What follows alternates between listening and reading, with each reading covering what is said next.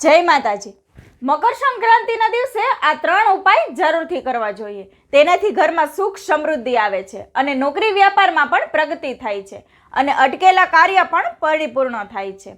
મકર સંક્રાંતિના દિવસે કાળા તલ પાણીમાં નાખીને સ્નાન જરૂરથી કરવું જોઈએ। તેનાથી શનિદેવ પ્રસન્ન થાય છે અને નોકરી વ્યાપારમાં પણ સુધારો થશે।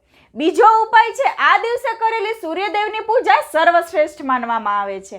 આ દિવસે સૂર્યદેવને જળમાં લાલ ચંદન, લાલ પુષ્પ, કાળા તલ અને ગોળ નાખીને અર્ઘ્ય આપવાથી માન સન્માનમાં વૃદ્ધિ થાય છે।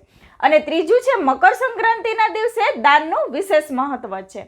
શાસ્ત્રમાં જણાવવામાં આવ્યું છે, આ દિવસે કરેલું દાન જેવું કે તલ, ગરમ વસ્ત્ર, લાલ કપડાં, મીઠાઈ, સિંગદાણા, ચોખા, ખીચડી, ગોળ દાન કરવાથી તમારા ઘરના ભંડાર ક્યારેય ખાલી નથી થતા અને માં અન્નપૂર્ણા અને માં લક્ષ્મી તમારા પર હંમેશા માટે કૃપા વર્ષાવે છે। જય માતાજી।